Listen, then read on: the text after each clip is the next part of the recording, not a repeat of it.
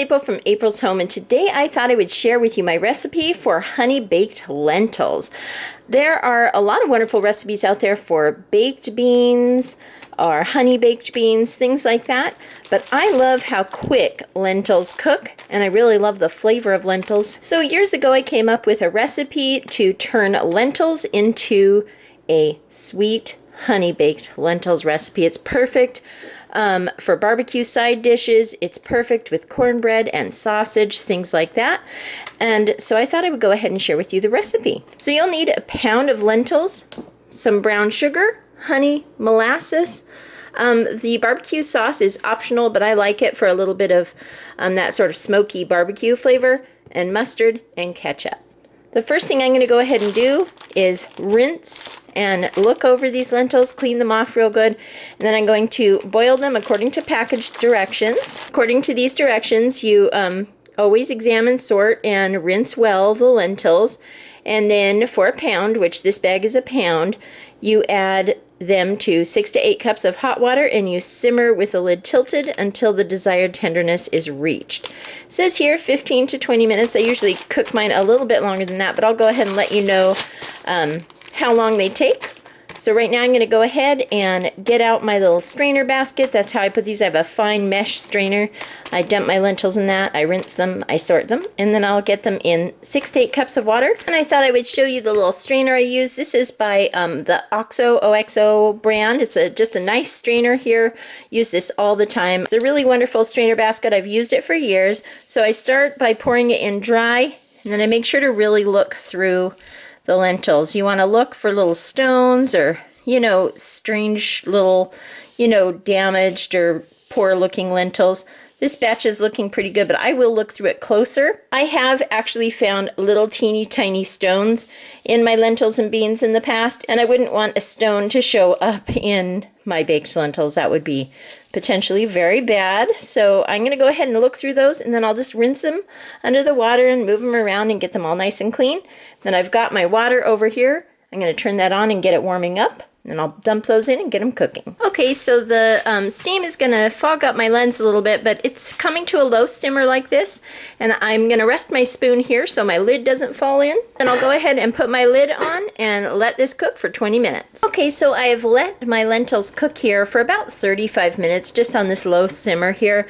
I was trying to get a little bit more of the water to kind of steam away here, but what I think I'm going to do, since the lentils are cooked perfectly right now, is I'm just going to drain off the majority of this water and then get started adding in the ingredients to make my honey baked lentils. So I have the lentils drained out. Didn't drain all of the water, but I took out some of it so it wouldn't be super soupy. I also have my casserole dish here and some cooking spray. I'll spray that in a minute. And I also got out some seasonings here. My original recipe didn't have written down seasonings, but I know it would taste good with a little garlic and onion powder and salt and pepper. So I'm going to add a little bit of that to taste also. So the first ingredient we'll add is an 1/8 cup of mustard. I only have a 1/4 cup measure, so I'm just going to go ahead and do this halfway. So about half of that, so an 1/8 of a cup, I'll go ahead and add that in here, just like so. The next ingredient is an 1/8 of a cup of molasses to give it that delicious molassesy baked bean flavor. So one tip for getting molasses to come out of your measuring cup is to give it a little spritz of pan spray here. So I'm going to do that. Now I'll go ahead and add in my molasses there. The foam is just from the cooking spray there. And of course you can add a little bit more molasses if you like. I will definitely taste this at the end and see what else I need to add, if I need to add a little bit more molasses or mustard or whatever ingredient. Then I'm going to go ahead and add a 1/4 cup of brown sugar.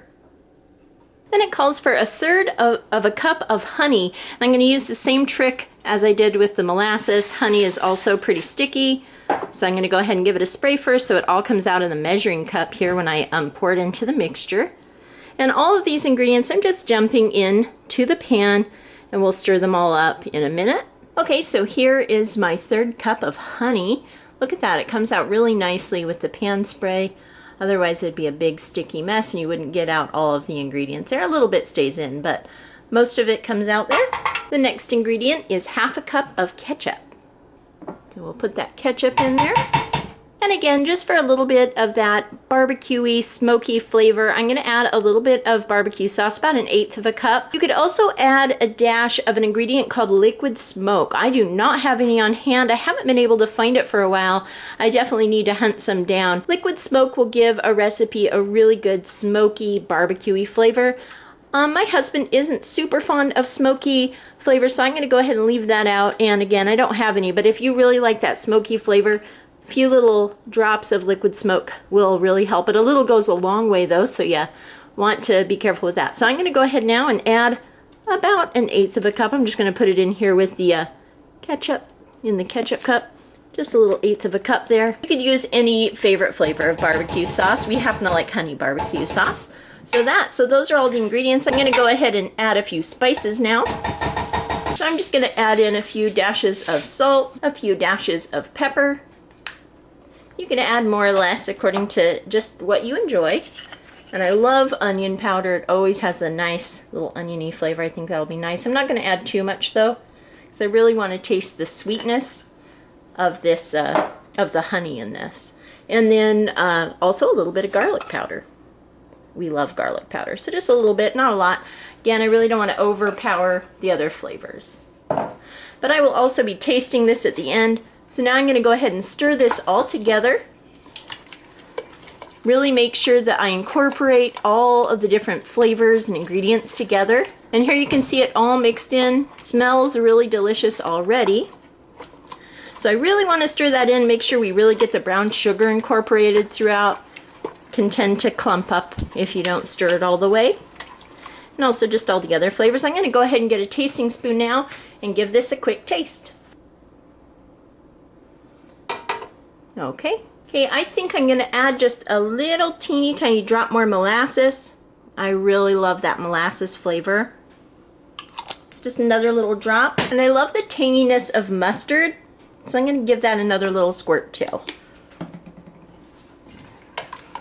Stir that in. I think also I'll add in a little bit more salt just for good measure.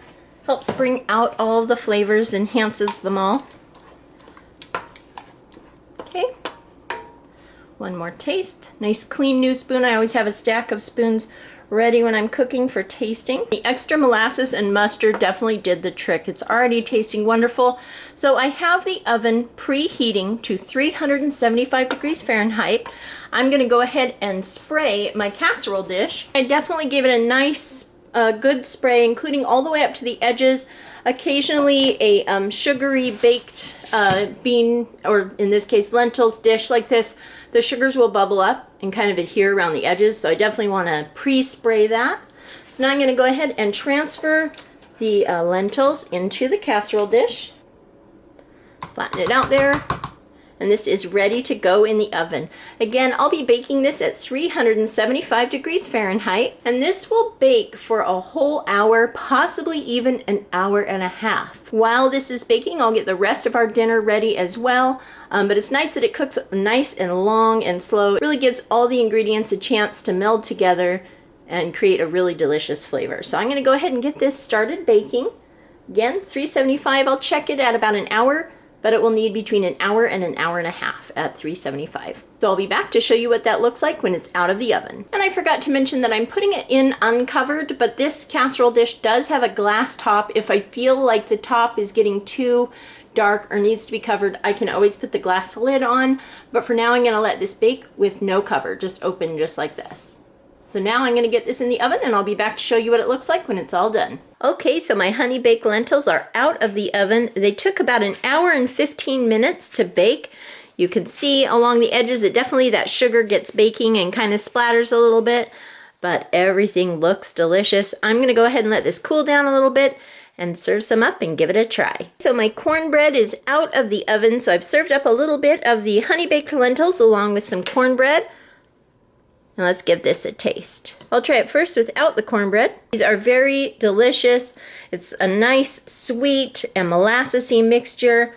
Great way to have sort of a twist on the baked bean honey baked lentils. Now I'm going to try a little bit with some cornbread, butter, and honey. Absolutely delicious. It pairs so nicely with cornbread. Put a little bit of butter and honey on top of the cornbread. And tonight for dinner we'll be having these honey baked lentils along with cornbread and some grilled up Adele's sausages. And I thought I'd come back. This is the next day. I thought I'd give you a couple of recipe notes after I tried this. The honey baked lentils were very tasty. I really think that it could use a little less sugar. So I'm going to go ahead and include that in the recipe below. To start with, maybe about half of the brown sugar, and then add more if you like it a little sweeter. And then another note that I had on this recipe is next time I make this, I think I'm going to try to add a little spice. I think a spicy sweet flavor would be really, really good with this recipe. It would help to just kind of balance out the sweetness with a little bit of spice. So I'm not sure how I would, what I would add to it to make it a little bit spicier, maybe a little chili powder or some spicy paprika, something like that. But I'm definitely gonna try a little spice next time too.